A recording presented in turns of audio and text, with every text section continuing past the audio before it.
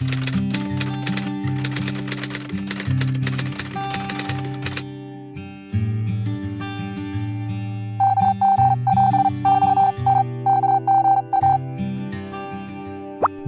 to another Mr. Screenwrite craft video. My grandpa left me this plot of purple foam and asked me to turn it into a farm, so what the heck, right? First off, we need to start clearing the land, getting it ready to plant some crops. Tools are an important part of farm life, and this one is called rolled up aluminum foil. And it's great for rolling ground texture into foam. Farm fact: the foundation of every great farm is Mod Podge mixed with black paint.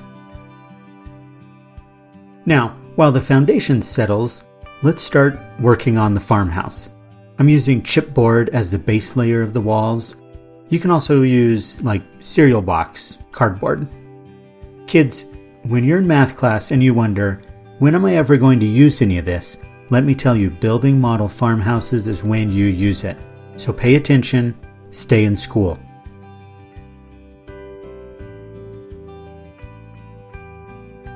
I'm going to give it a little test fit here and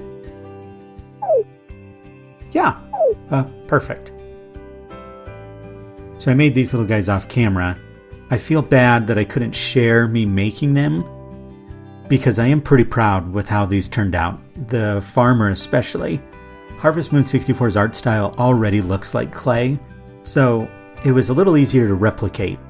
Simple shapes, not much detail. Long story short, these are all made from Sculpting clay. I painted the farmer and the dog, and I gave both of them a clear, glossy coat. It helps smooth everything out and hides my mistakes. So the lazy farmer finally shows up to help.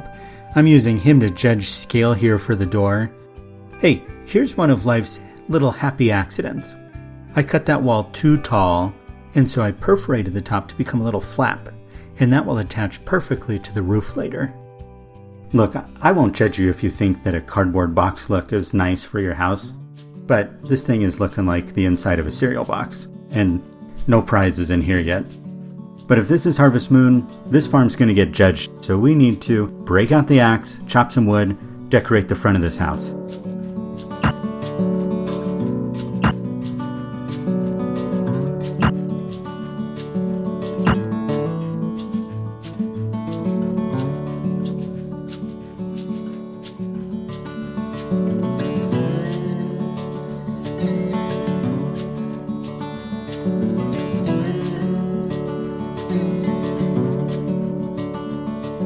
Looking less like a cardboard box already. So, luckily, I made 2 windows because it took me 2 tries to get these looking good. The first time I cut out the whole square of the window, but the second time I decided to cut each window pane out separately, and that made it a little bit easier to add in the wood to frame it.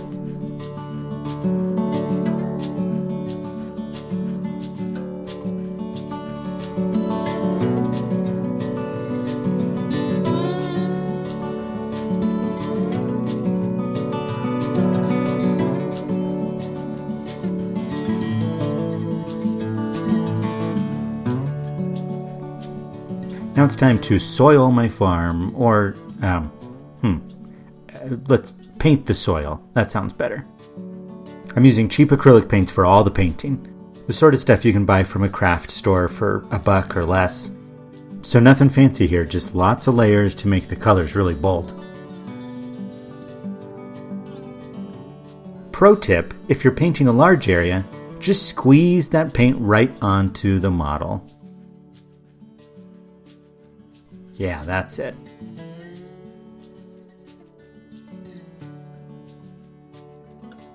Squeezing directly to the paintbrush works too. For the window glass I'm using shrink-eating paper actually, but any clear plastic should work good. This is already frosted, but after cutting it to size, I gave it a quick scuff with sandpaper. I didn't want to decorate the inside of this house, so this is going to keep that window frosted and hide the inside. You want nice fertile ground where your crops are going, so be sure to paint that soil a darker brown. it's time for a Mod Podge layer on the house. Apparently my farmer's going through an emo phase because, I don't know, it's very black.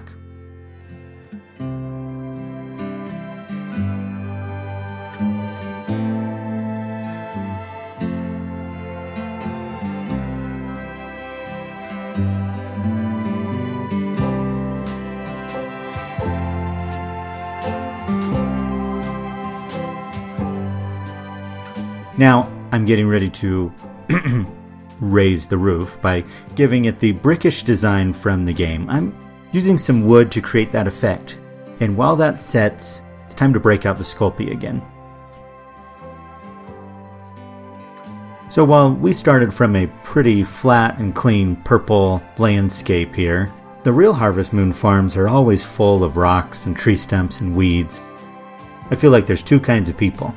There's the people who clear out as much of the land as they can, and then there's the people who clear out just enough to plant their first round of crops, and I definitely fall into that second category. So I'm not a perfectionist, and I want this farm to reflect that. So this Sculpting is being used to make some rocks and a tree stump. I'm using foil in the center to make it a little easier to bake evenly, and I'm using that foil method from earlier to give the rocks some texture. The tree stump was a lot of fun to make, and I think it turned out really well.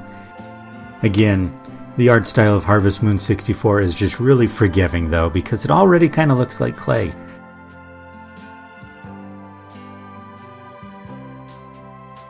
So which are you? Do you clear the land or just enough to get started? Head to the comments. I'd love to hear a little psychological study that will tell me all I need to know about you, right?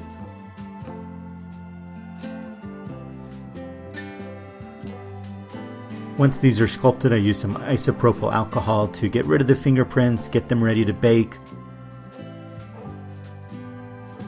They're looking good when they come out of the oven. The stump's a little bit crispy. Crispy stumps, you know, I'm pretty sure that that's the nickname Anakin Skywalker got after Revenge of the Sith. Around this time I felt like the farm was just looking a little too plain, and I decided I wanted to give it a little more dimension.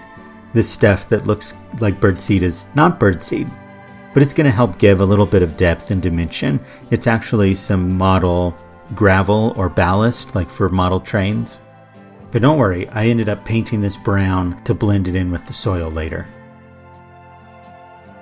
I built these smaller structures off camera while the camera battery charged, or I was waiting for paint to dry. This is the doghouse and the shipping crate. Both were made with balsa wood and the middle of foam board. And then the farmhouse walls and roof. I ended up painting these with lots of layers until I got the colors I liked. Oh, and yeah, don't forget the mailbox. You know, I think a lot of times when you're doing a diorama for something that's so cartoony, it's hard to strike that balance because a lot of the materials you use to make it are too realistic. So I always find that a little bit hard. I think ultimately I found the right balance in the end, but I had a lot of trial and error in the middle. For instance, I used a black wash on all of the structures, but I kept going back and forth between paint and the wash until I found the right amount that felt like the game's style. Now it's time to secure the windows. This is the perfect amount of frosted. It's going to hide this tea light that I'm putting in to be sort of the cozy glow of a fire or something in this farmhouse.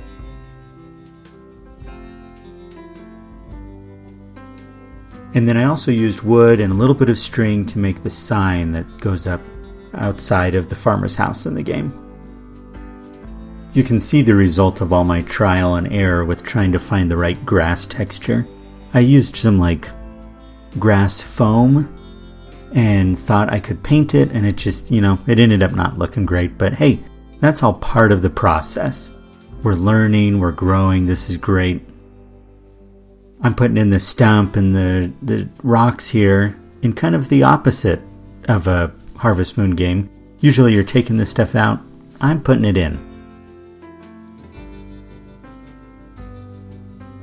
And then I need to get my crops ready, because apparently this farm is like a Benjamin Button situation. The crops are planted fully grown, and maybe they turn into seeds later? Who knows? I decided this farm would be in a perpetual summer, so tomatoes and corn all the time. I sure hope they sell for the most money. I should have researched that to help out my farmer. 'Cause, I mean, come on, show of hands, who plays Harvest Moon or Stardew Valley with a wiki guide open to maximize your profits? Then I blended the gravel texture up to the rocks and stump to make it look like the ground had settled around them. And after all that trial and error, I remembered that I had a blend of grass I could add to this diorama.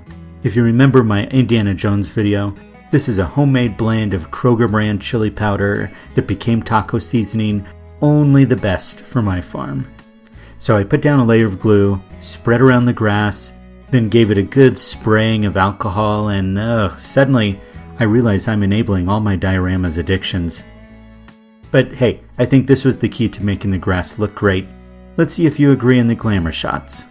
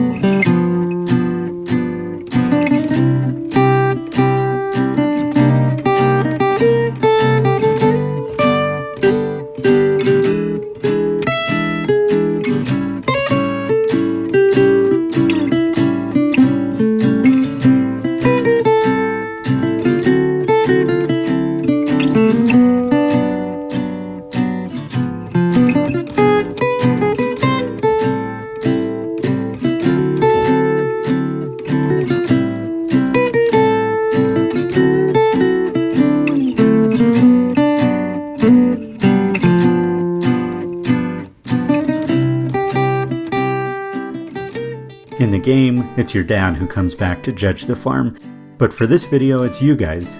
Let me know what you think of the farm by liking the video, leaving a comment, and subscribing. And that's it for this video.